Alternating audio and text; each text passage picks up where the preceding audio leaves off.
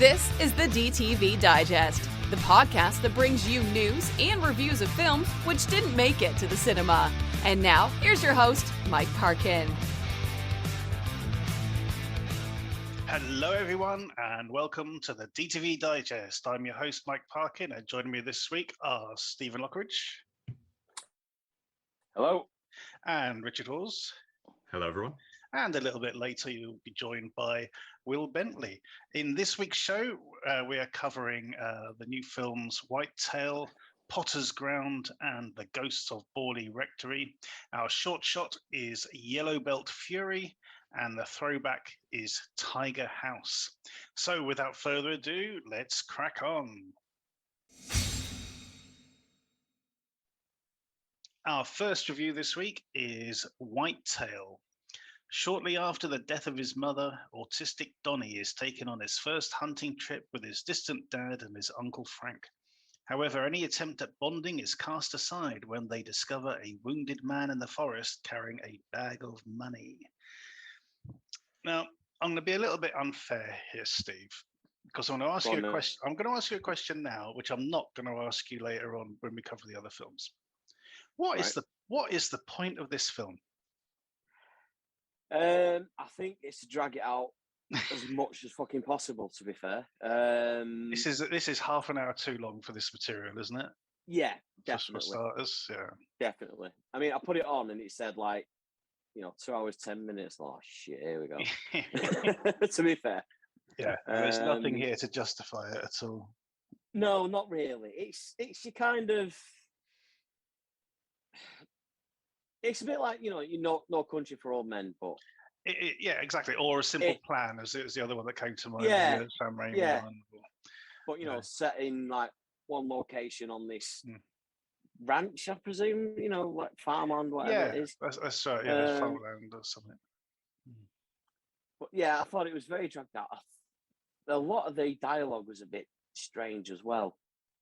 Especially when they find the guy with the shot shot guy in the forest, and I don't know, it was like, you can obviously see he's a criminal, but he's coming out of all this preachy Bible stuff, and it didn't really settle with me. And it was very, very slow. I mean, it was a snail's pace, even when there was a bit of gore, a bit of action. It just seemed very, very slow. But one thing I will give it credit for, with the autistic lad Donnie. Now, when he's being threatened and stuff, and he won't look the guy in the eyes. Yeah. That to me, that was great how they brought that up, because a lot of people don't recognize that with autism. The eye contact thing. Well, I don't know about, obviously not everyone on the spectrum, but my son, that's a very, very big thing for him. And I thought they got that just right. They got that perfect. You know what I mean? That was very good. The performances were good as well. But it was just too dragged out, too slow. But shot nicely as well. I thought the actual shooting was good. But yeah, you're right. What was the point? It didn't. It's a misery fest. It's one of those. Yeah, it's one of those sort of misery fest kind of films. It started out okay, because it starts out with that. Well, the after effects of this sort of car crash, and which I thought was nice. And I was worried it was going to turn out to be like in media res, these two, because going into the film, you didn't know anything about this whatsoever. So, I'm watching this. I'm thinking, well, there's a car crash already. This guy, these got one's escaping, one's chasing. I'm thinking, is this going to suddenly go 1 week earlier?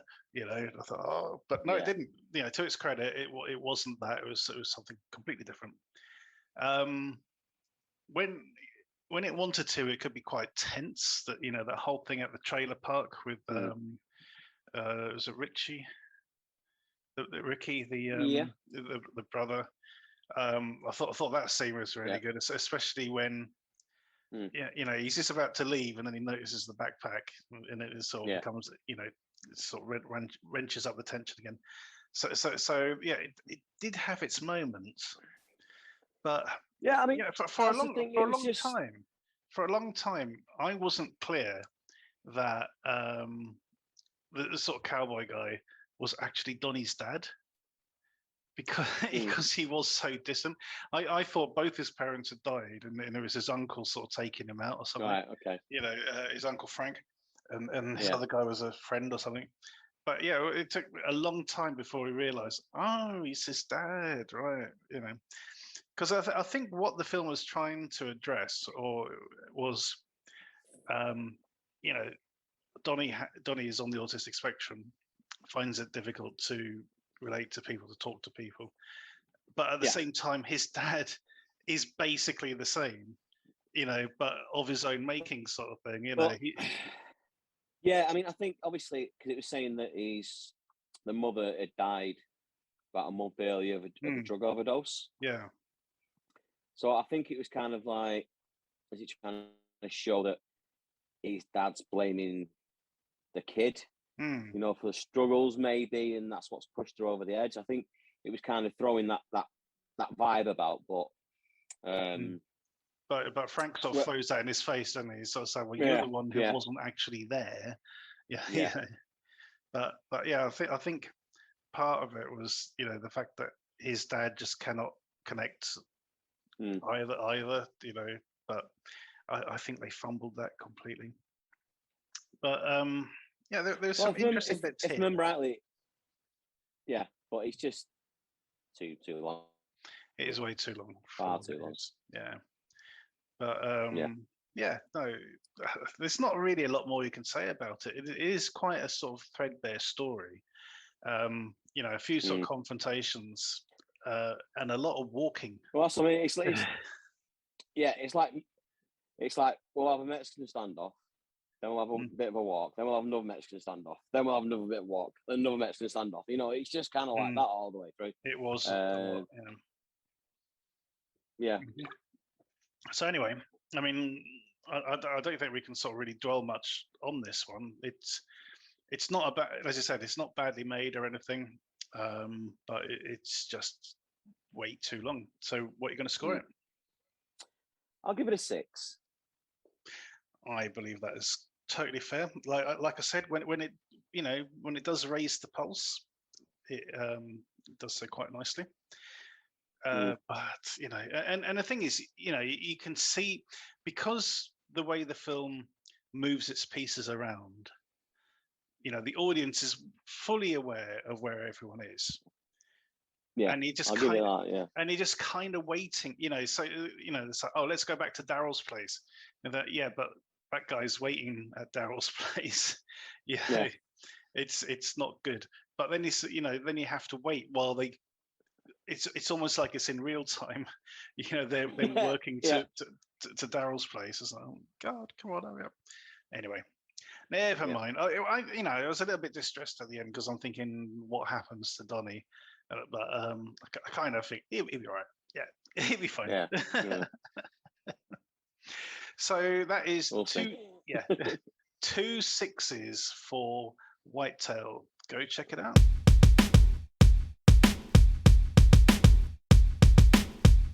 Our next review is Potter's Ground. A former Confederate marauder tries to make a clean start on a Texas dirt farm with his wife and young daughter. However, he quickly learns that sometimes the past just won't stay buried. Now, when I read the synopsis for this and I saw the words American Civil War, my heart went cold. You know, I was like, oh no, not again. Because I love the last, I love the last one that we had to cover, which luckily I've forgotten the name of. But no, I don't think I was on that week. Yeah, you probably that was bad. But anyway, this was awesome. I thoroughly enjoyed this. This is a real sort of mashup between a sort of a Western and a sort of Raiders of the Lost Ark. And I say Raiders of the Lost Ark, but I think The Mummy would probably be a closer match, especially The Mummy 3, the one with Jet Li in it. because there's this absolutely whacked out sequence where they get attacked by werewolves, and it's never mentioned again in the film. Yeah, well, it happens about halfway through the film, and it's like, oh, okay. And nobody goes, is anyone going to talk about the bloody werewolves? It doesn't happen. But I thoroughly enjoyed this.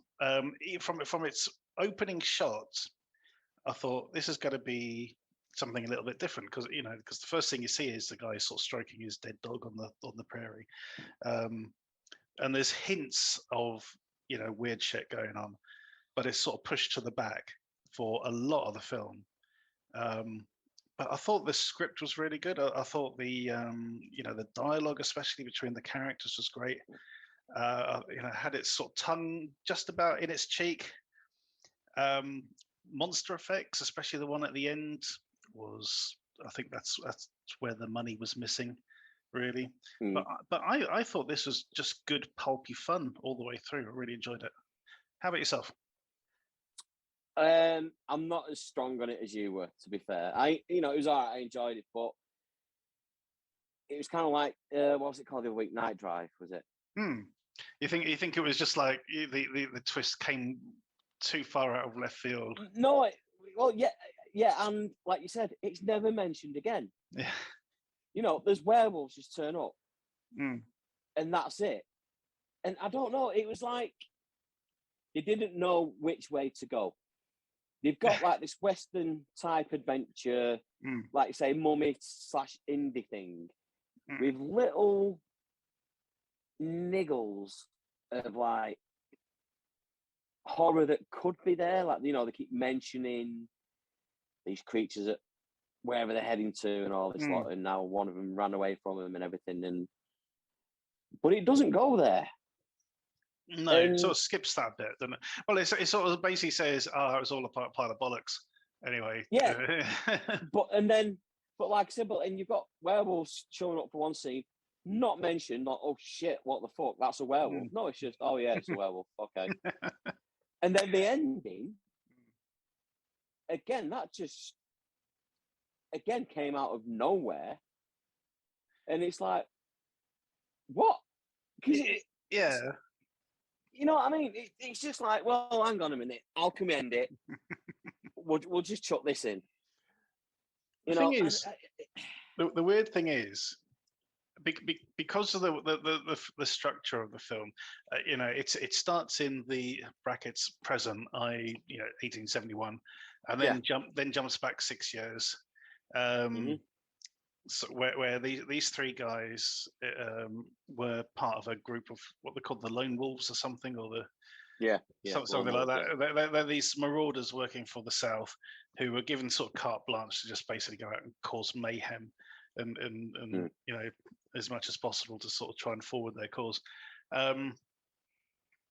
So we have this confrontation, and then we sort of basically the bulk of the film is this long flashback to this mission that they were on, and I was kind of by that halfway point, I was expecting the ending to have some sort of supernatural thing.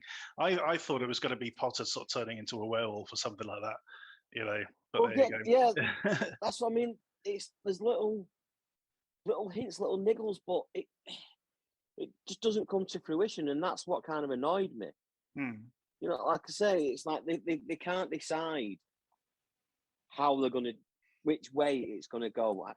Are they going to go full on horror or not? Or they're just going to have it like you say, I suppose it is like indie, because you get the adventure, but you do get bits of horror, like the heart ripping in Temple of Doom, or the faces melting in Raiders and stuff like that. But that came from the story. The other, it didn't in this. But like I said, I thought the performance was great. The script was good. The way it was shot, I thought some of it was absolutely beautiful, especially when you get to where that tomb sort of thing. Yeah. Like the lead up to that was great, and especially the Mexican woman. I thought she was really good. Yeah, she was. I can't remember her name now. I've got it on here somewhere. Catherine Franco. Mm-hmm. Yeah, I thought she was really good. All in all, yeah, it's enjoyable, but it just, again, like Night Drive, it frustrated me. I think that, you know, this is one of those films that had chapter cards, which is something I don't tend to like. But I wish they just had one at the beginning. They just said, "Look, just go with it. Yeah, Just go with it. Don't think about it too hard."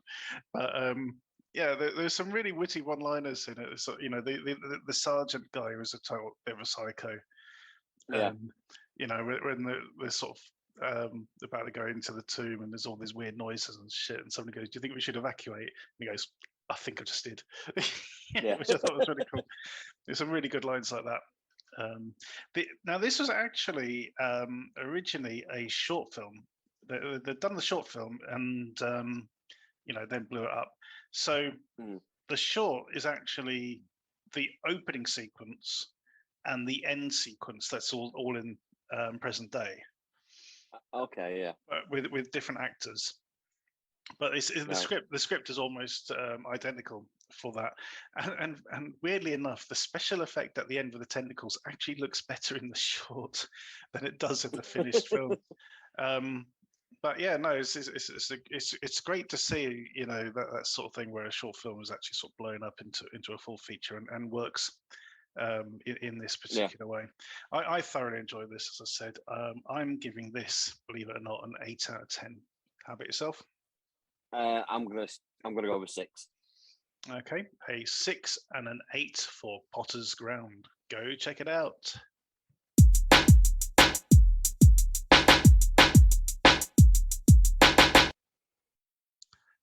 Our next review is The Ghosts of Borley Rectory.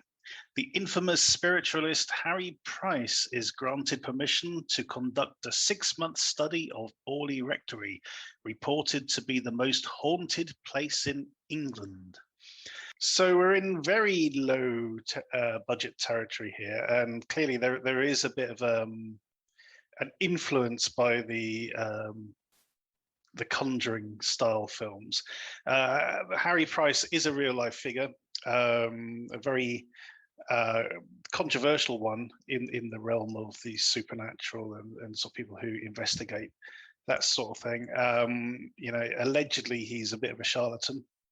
He did actually go to Borley Rectory and did conduct some, you know, research, and he did record a lot of poltergeist activity, which was totally the opposite kind of haunting that was being reported before he got there.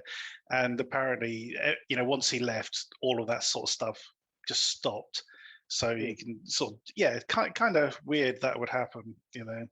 But yeah, but this particular Harry Price, he's not painted in that way. He's, you know, he's a gentleman. He believes in science, and is keen to, you know, prove that something is actually going on and to actually record it.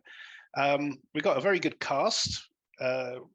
You know, in smaller roles, we've got Colin Baker and Julian Sands, and also Toya Wilcox turns up as a spiritualist as well. So that's pretty cool. But how did you? Yes, very unrecognizable. You know, because I'd noticed on IMDb that her name was in there, and then forgot about it. And then after the film, I looked again, and it's like, who was she again? But yeah, she's pretty good in this as well. So, Will, let's go straight over to you then. What are your thoughts on this film? On the whole, I liked it, but I'm an easy win because I'm a horror movie nut. Basically, I'm a big fan, and I mean, I love, like you say, it does kind of nod towards The Conjuring. It's actually it's a really good story. I think I mean, you know, I wasn't aware particularly of Harry Price's reputation and the fact that you know, the real story seems to be a little bit more hocus pocus than the real thing. Which is another it's another thing it's got in common with The Conjuring. So yeah. But I mean, I mean, it's a really good story, and it's like it's really well, it's kind of really well crafted, and it really does improve. Like as you're watching it, as things warm up, you know, it just gets better and better. And I had no problem at all watching this. You know, you say, yeah, I mean, it's low budget, and it is quite a kind of ambitious. Not in terms of like effects or anything. I mean, it's ambitious in terms of the story it's trying to tell. And I think it handles it sort of really quite well, but it's not without. It really is. It's not without its problems. I mean, it's a bit weird in some. Yeah, in some ways. I think I think it is a bit unfocused as to exactly what it's trying to portray.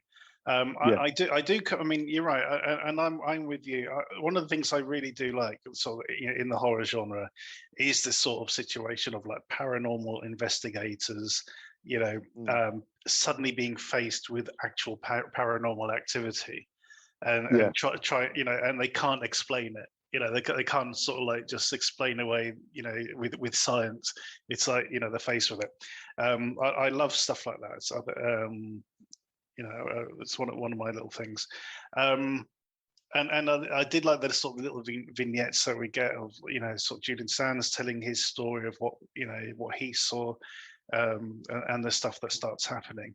I think one of the problems is the focus is on this nun, this sort of ghostly nun in the thing, which again heavily influenced by one of the Conjuring films or one of the Conjuring spin-offs, but it doesn't give any background as to who she is or why she's carrying a big ass knife and stabbing people, in their dreams, which just seems really weird. It's like, okay, it's a nun. Why is she killing people? Yeah, and it doesn't answer those questions at all. And there is like a really weird reveal at the end, like in the very last bit, which it's just so strange because it's a brilliant reveal and it's a brilliant kind of denouement for what's happened, and especially with how it affects Price, and you see how much he's got invested, because his performance. Who's the actor?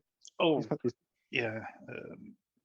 But well, he I don't want to say carry. It's not fair on the other cast, but he really does hold it together. He does, well. Yeah.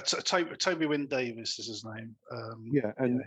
But that final denouement is almost like it could be from a different story. Yes, absolutely. As I said, Julian Sands. Funny enough, we were just talking about him on one of the other shows we did recently, because he turns up in The Survivalist with Jonathan Rhys-Meyers. So it's great to sort of see him again.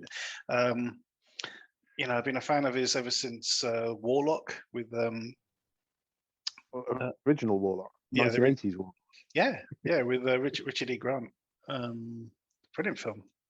And the sequel turned out to be really good as well. Actually, the first sequel at least. I haven't seen the second one, but always great to see him. And Colin Baker is my least favourite Doctor, but again, it's just still good to see him on screen.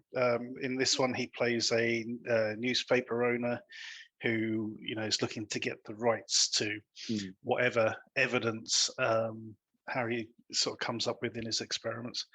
But yeah, so the scares themselves, or these haunting bits. The thing with the nun is done really well, I thought. The costume, the sort of CGI sort of makeup effects work really well. It's quite happy with that.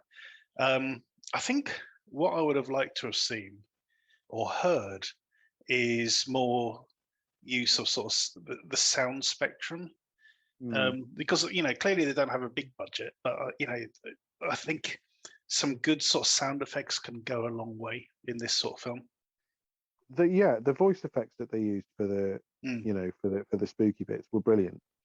And like when just those sort of odd bits where people were answering in the in the wrong voice stuff, I Mm. thought were brilliantly done. And Yeah, like during the I seance and things. Yeah. yeah, and even just when people waking up having nightmares, and I think it was I think you're right. They underutilized what you can do with great sound.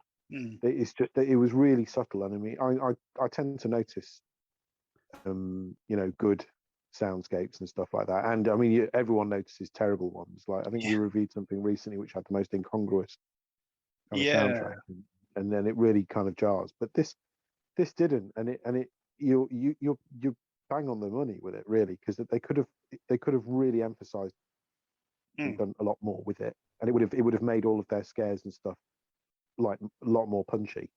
Yeah. And I mean, some of the scares are effective. Some of those dream sequences work really well.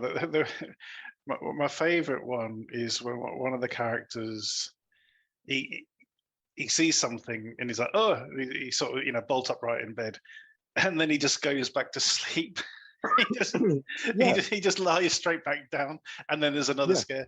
But I just thought that was hilarious. It's like, oh, just scared. It's like, never mind, I'll go back to sleep. You wouldn't. You'd be like, yeah, and you'd be going home. You'd be like, no, stop it. Yeah, exactly. Now, again, to its credit, there is a character, Roger, who's sort of the son of the person who currently is leasing the estate. He does get shit scared and leaves. Yeah, it's sort of halfway through, which is quite amusing. His sister, who's sort of the more buxom one, who's also a spiritualist. I thought she was actually really good in this. I think it's one of her earlier roles. I'm just going to double check. Louisa Warren is the name.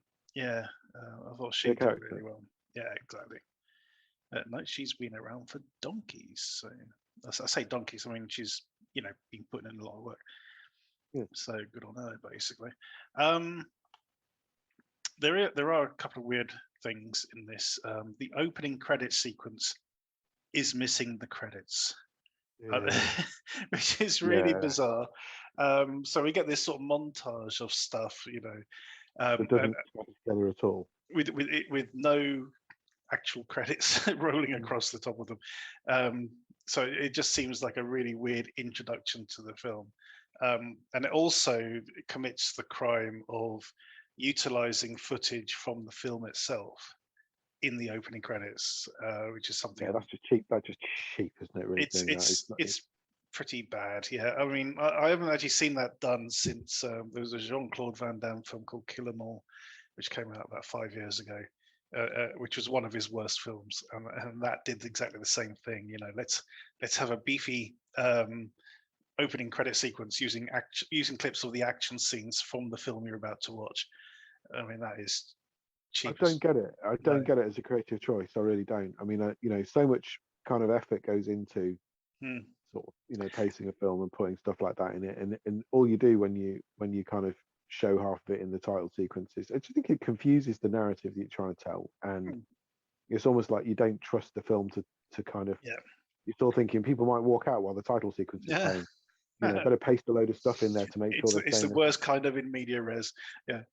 Now to be fair, again, just for balance, I will point out that the Mission Impossible series has always done this as well. So shame on you, Tom Cruise. It does annoy me sitting down to watch a Tom Cruise, just sitting down to watch a Mission Impossible movie, and it's showing me all the stuff which is going to be happening in the film, because obviously that's what used to happen in the TV show. In this episode. But like, there's still no reason because when was that series made again? The series back in the 60s. Yeah, exactly. Things have moved on. Exactly. Anyway, we digress. I'm just trying to think if there is anything else.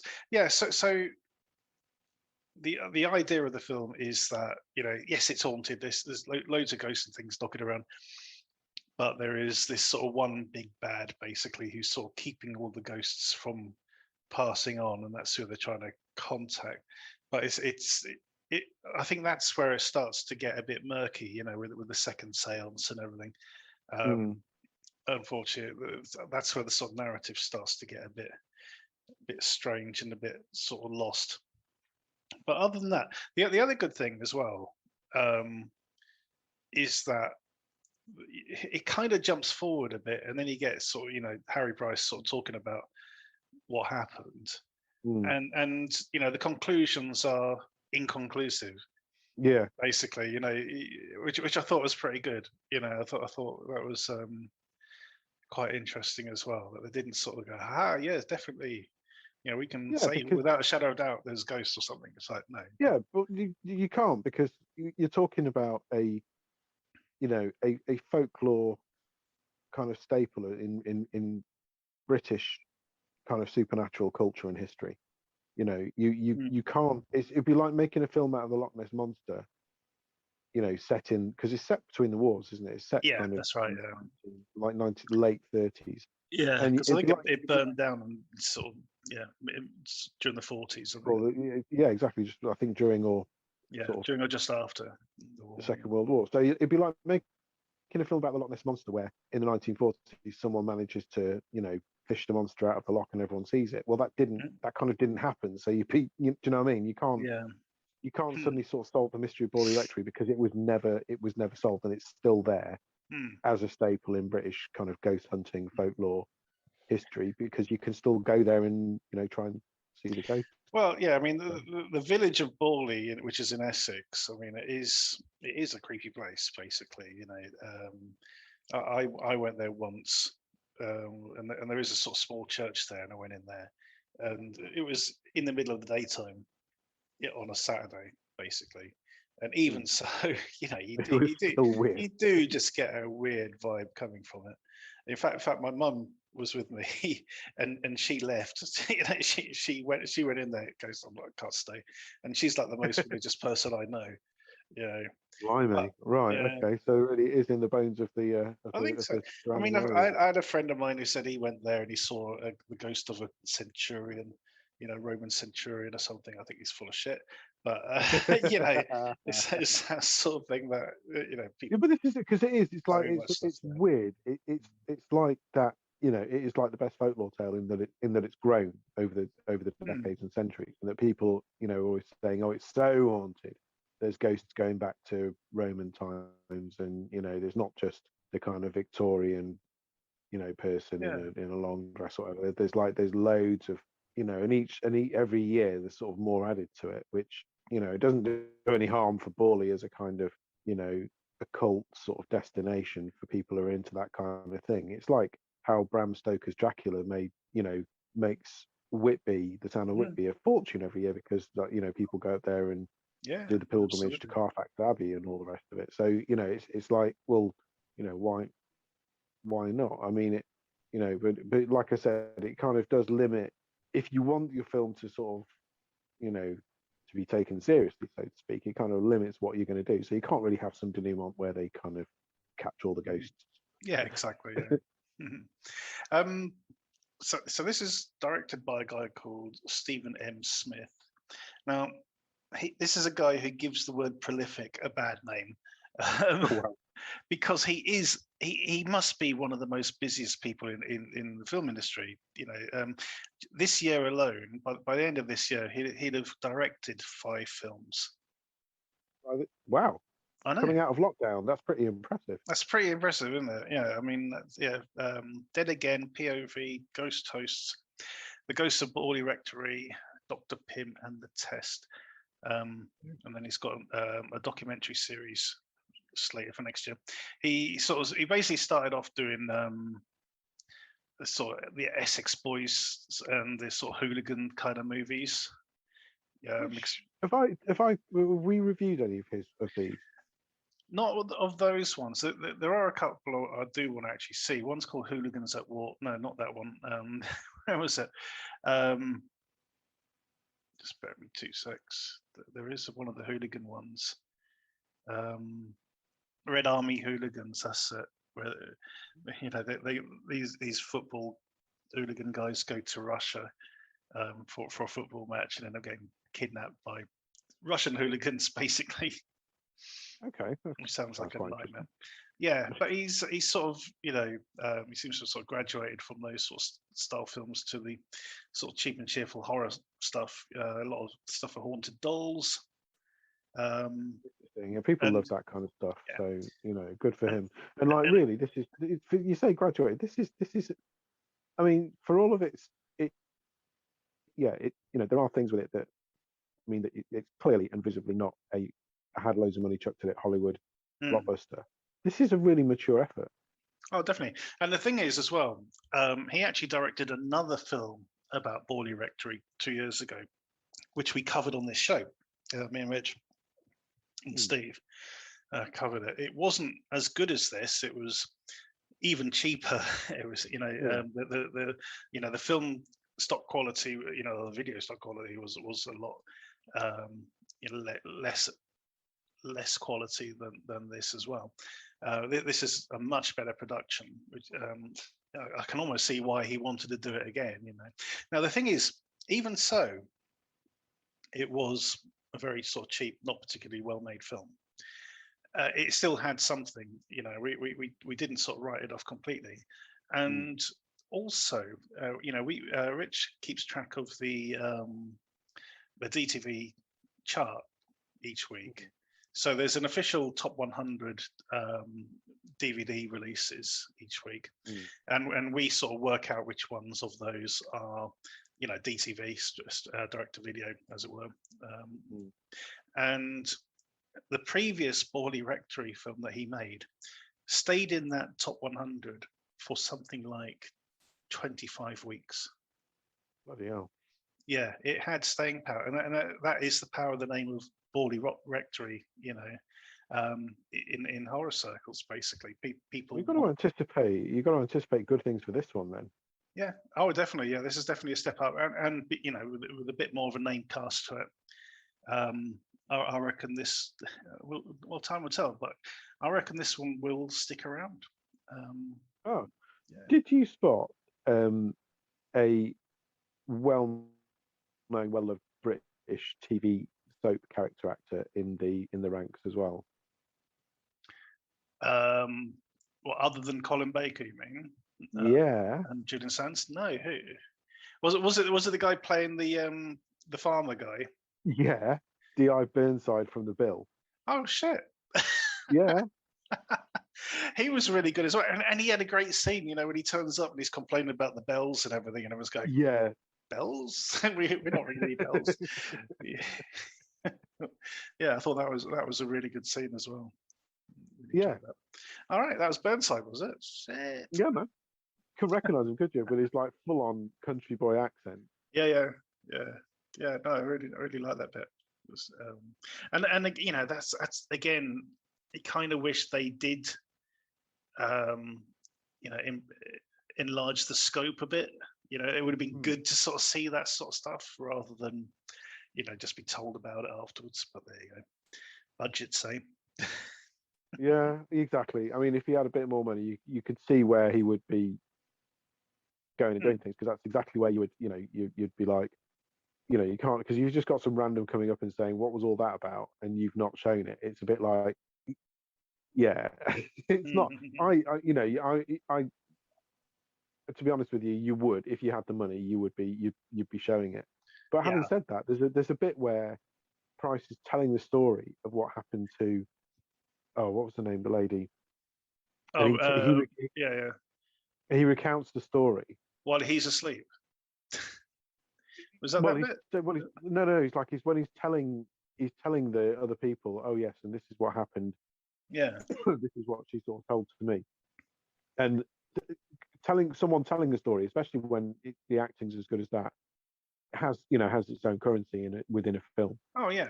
And it was brilliantly, and it was kind of brilliantly done, even though it was minimal sort of visuals. Really for because they did sort of like have a little bit of what did you see, what was going on, sort of thing. There is a really weird bit though where I think it's Harry Price is asleep and he's telling the story of somebody else, which is it's really weird the way it's done. You get his voiceover explaining somebody else's story while he's asleep. And then because it's all a dream. Yeah, exactly. It's very strange, but yeah. Okay, so how are we going to score the Ghosts of Borley Rectory? it's got to be it's a solid 8 from me, to be honest with you. I mean, I'd probably 8.5. That's very good indeed. I'm not as generous on this one, but I did enjoy it. I think one of the, one of my sort of benchmarks is whether or not I felt compelled to skip through scenes. Watching these things on laptops and stuff, and the temptation is there just to go, all right, this is going nowhere. What's happening next? Sort of skip forward a bit. But I found myself not doing that with this. I did sort of watch the whole thing. I did think it was a bit stagey at the beginning. It was almost as if it was a play. The way the lines were being delivered. I actually wanted to talk about that. Like, I know we kind of run out of time and we're scoring. That's right. But it was that I completely. It had to warm up. It warmed up a lot more. The dialogue warmed up and flowed a lot more and was a lot more natural. It's almost like you're thinking, did they shoot this in more or less chronological order? And everyone kind of got everyone got their kind of found their place and sort of got into the characters a bit more. Yeah, quite possibly. But yeah, so I think it did take a little while to feel like a film and not an adaptation of a play. But once that sort of first night starts to hit, and it allowed the sort of supernatural stuff to come into it, it did work a lot better. So I did enjoy it, which would give it a 6. The question is, would I? Yeah, I would. I'd watch it again. So that would push it up to a 7. So there you go. So a 7 and an 8 for the Ghosts of Borley Rectory. Go check it out.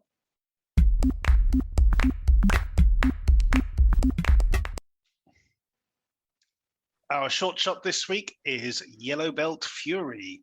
When aliens murder her husband, a young woman enrolls in the local karate school to learn how to kick alien butt. Nice and short, this one, Steve. How did you get on with this? Sorry, mate. Cut out then. Sorry, technical problems. It went off. Sorry. Yeah, this is actually quite fun, this one. Starts off a little weird because I was actually watching it on TV and the wife was there. And she actually thought it was a waffle advert at first. I thought it making the waffles and stuff. I thought it was, because it's on YouTube, and YouTube has got a habit now of like throwing adverts. At the beginning, in the middle, in the end, and I thought, okay, this is the advert before the short starts, but then it goes straight into it. It's cool. Yeah, but that's it is that kind of zany, actiony type thing that's going on, and there's no real alien threat there. It's just her husband walks out, and next thing is mincemeat, really. But you don't see any of that. You just see her covered in blood, and then she wants to train at a dojo to fight the aliens. And it turns out that a teacher is an alien, and then there's a bit of a fight, and that's it. But it's short, snappy, fun, well shot. I actually really enjoyed this one. It was really good. Yeah, Rich, you curated this for us as usual. Obviously, you must have liked this one. Yeah, it's. I liked how lively it is, and it's like you say, the zaniness is it covers a lot of ground in 5 minutes. I quite like the initial setup. It's got that the quirky stuff with the waffles and the idyllic family life, the idyllic couple, the life is shattered, and the revenge kind of plot develops from that. So it's touching on lots of things that we're quite familiar with, but doing it in a sort of really quirky kind of fashion. I like a lot of the editing, like the it cuts at the beginning from her going, "Ooh, there's something just happened to my husband," so then suddenly she's outside covered in blood and whatever, and then there's a whole training montage with the martial arts and stuff. So it fills the time really well, and leads to a one-on-one finale with I don't know if you recognised her, but the sensei is Charlotte Taschen, who was the lead in the Cocktail Party short film that we watched at Fighting Spirit, and she co-wrote that one as well. But this one, she's in just as sort of the antagonist of the piece, and the action is coordinated, choreographed by a guy called Alfred Singh, who's got quite a resume of shorts and things, including one that he directed himself called The Recruit, with an actress called Jennifer C. That's a fairly typical sort of fight short, that one. But he's all over the place doing lots of big budget stuff and everything. So this is quite a good little film for him. But it's really more about Catherine Hughes. It's Catherine Hughes' film. It's her debut as a filmmaker. She's primarily known as an actress, and I think she's done a really good job. I totally agree. As you say, this is her first time as a director, and she totally nails it. It's very confident, isn't it? Yeah, very, very confident. The editing's great. You get that sort of feeling. That this couple are still in their honeymoon phase. Waffles in the morning and all the rest of it. Not just slinging a digester at each other over a cup of coffee. Not yet. But yeah, it's fun. It's vibrant. But the training montage is done really well. And what I was really glad as well is that she isn't sort of just handed a black belt after 5 minutes training. Congratulations, you're one rung up on the ladder. But it's just really, really well done. So yeah, more from Catherine Hughes, please, as a director, I think. And the lead actress is Melanie Rains. I thought she was really good. Yes, she was. She captured it really well. And I do love that edit at the beginning when she sort of like goes, "Mark," and then it sort of cuts to her outside and say, just splattered with blood. I thought that was a really good bit of editing.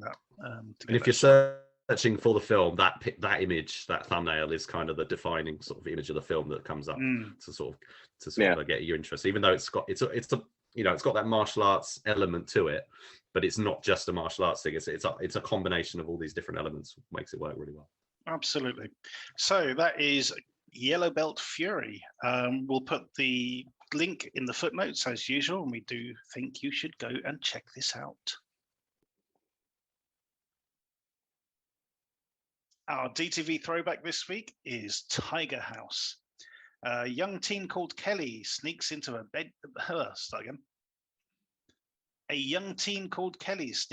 boyfriend's house, but tonight she's not the only unwelcome visitor. As the situation spirals out of control, the suburban house becomes... Excuse me. Oh, bloody hell. I burped in the middle of that. I'll do the whole thing again. Our short shot this week is YELLOWBELT FURY. When aliens murder her husband, a young woman enrolls in the local karate school to learn how to kick alien butt. Nice and short, this one, Steve. How did you get on with this? Sorry, mate. Cut out then. Sorry, technical problems. It went off. Sorry. Yeah, this is actually quite fun, this one. Starts off a little weird, because I was actually watching it on TV and the wife was there, and she actually thought it was a waffle advert at first. I thought making the waffles and stuff. I thought it was, because it's on YouTube, and YouTube has got a habit now of like throwing adverts at the beginning, in the middle, in the end. And I thought, okay, this is the advert before the short starts, but then it goes straight into it. It's cool. Yeah. But that's, it is that kind of zany, actiony type thing that's going on, and there's no real alien threat there. It's just the husband walks out, and next thing is mincemeat, really. But you don't see any of that. You just see her covered in blood, and then she wants to train at a dojo to fight the aliens, and it turns out that a teacher is an alien, and then there's a bit of a fight, and that's it. But it's short, snappy, fun, well shot. I actually really enjoyed this one. It was really good. Yeah, Rich, you curated this for us as usual. Obviously, you must have liked this one. Yeah, it's. I liked how lively it is, and it's like you say the zaniness is the. It covers a lot of ground in 5 minutes. I quite like the initial setup. It's got that, the quirky stuff with the waffles and the idyllic family life, the idyllic couple, the life is shattered, and the revenge kind of plot develops from that. So it's touching on lots of things that we're quite familiar with, but doing it in a sort of really quirky kind of fashion. I like a lot of the editing, like the it cuts at the beginning from her going, "Ooh, there's something just happened to my husband," so then suddenly she's outside covered in blood and whatever, and then there's a whole training montage with the martial arts and stuff. So it fills the time really well, and leads to a one-on-one finale with I don't know if you recognized her, but the sensei is Charlotte Taschen, who was the lead in the Cocktail Party short film that we watched at Fighting Spirit, and she co-wrote that one as well. But this one, she's in just as sort of the antagonist of the piece, and the action is coordinated, choreographed by a guy called Alfred Singh, who's got quite a resume of shorts and things, including one that he directed himself called The Recruit, with an actress called Jennifer C. That's a fairly typical sort of fight short, that one. But he's all over the place doing lots of big budget stuff and everything. So this is quite a good little film for him. But it's really more about Catherine Hughes. It's Catherine Hughes' film. It's her debut as a filmmaker. She's primarily known as an actress, and I think she's done a really good job. I totally agree. Yeah, as you say, this is her first time as a director, and she totally nails it. It's very confident, isn't it? Yeah, very, very confident. The editing's great. It's you get that sort of feeling, that this couple are still in their honeymoon phase. Waffles in the morning and all the rest of it. Not just slinging a digester at each other over a cup of coffee. Not yet. But yeah, it's fun. It's vibrant. The training montage is done really well. And what I was really glad as well is that she isn't sort of just handed a black belt after 5 minutes training.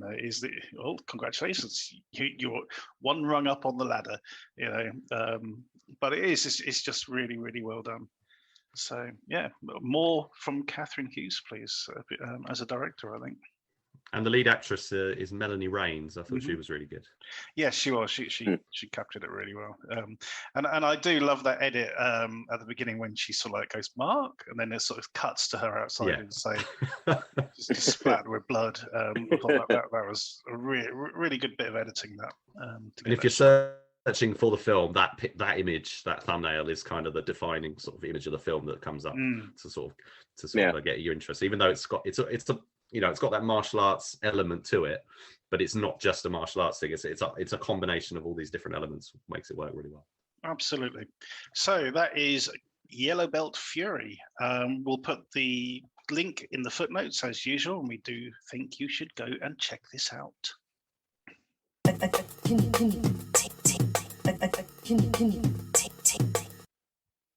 Our DTV throwback this week is Tiger House. A young woman called Kelly sneaks into her boyfriend's house late at night, but this time she's not the only unwelcome visitor. As the situation spirals out of control, the suburban house becomes a terrifying arena for violence. This is on Amazon Prime. I've had my eye on this one for a while, Steve, but let's hear what you think about this first. It was all right. I'll be honest, I don't really like Ed's. I can never pronounce it. Is it Skrein? Skrein? Yeah, let's go with Skrein. Yeah. I'm not a big fan of his. I think he's not very good, to be fair. Even in Deadpool, I thought it was a bit crap. But again, it's just Kaya Scodaro hiding under a bed and then jumping in an attic for a couple of hours. And it just didn't excite me. I didn't think it was like a house invasion film. I think there's been much better and more terrifying, more tension building films, to be fair, out there. This one, it just seemed quite a bit flat to me. And you've got Dougray Scott, who's probably the biggest name, really, at the time when it came out, just lying on a bed. Probably had him for a couple of days.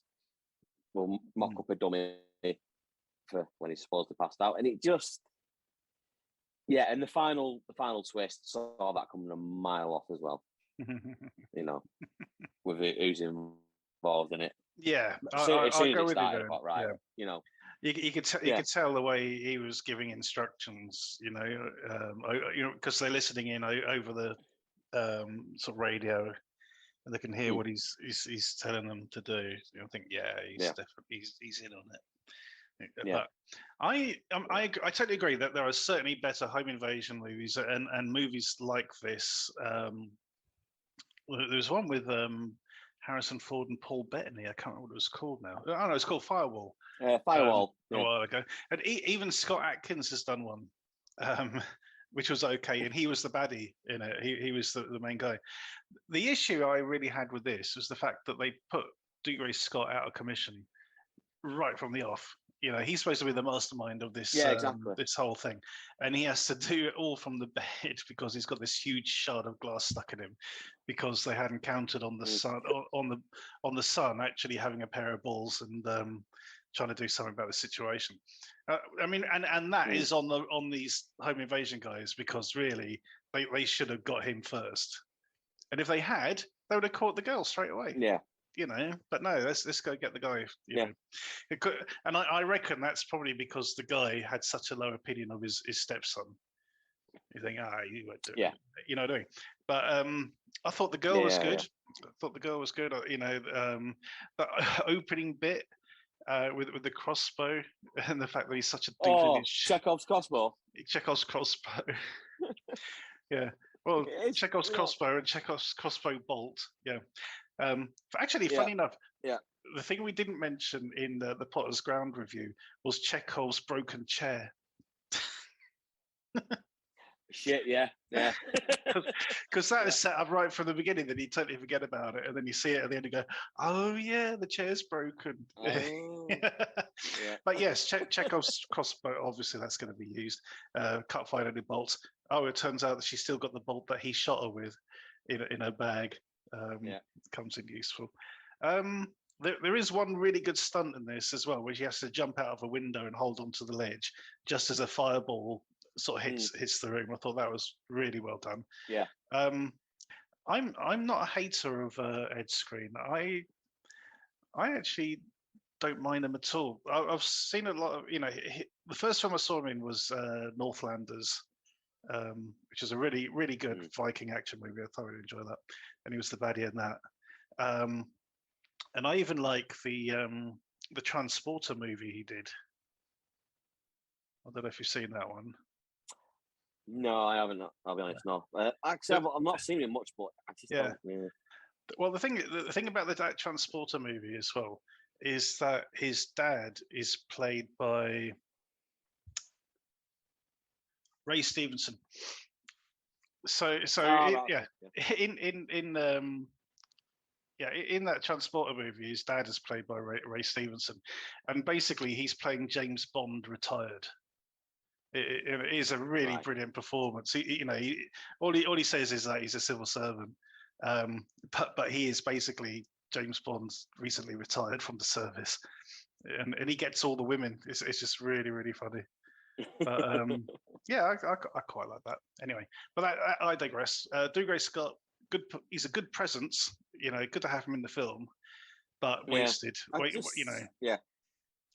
Totally wasted, unfortunately. But, and also, I think either the director's got a foot fetish or he's trying to be Tarantino as well, because the amount of women's feet in this film, all barefoot and everything. It is ridiculous. But I like the well, I don't say I liked it, but the you know the class the conflict between his Yeah, mum yeah. and the girl, and, she's from the she's from the wrong side of the tracks, darling. You shouldn't be involved in all this. Yeah, I liked it.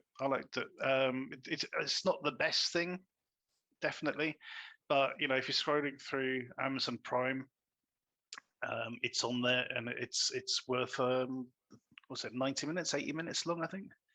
So yeah, but yeah, there's certainly worse stuff out there you can try. So that is Tiger House. We don't score the DTV throwbacks, but we recommend them. Go check them out. So yeah, Tiger House on Amazon Prime. And that is the end of this week's show. So thanks to Rich and Will and Steve, of course, for help covering these reviews. No problem. Don't forget to check out the DTV Digest sister show, the DTV Digest Short Shot, and also our Twitter and Facebook pages at the DTV Digest. Other than that, thank you for listening. Tune in next time.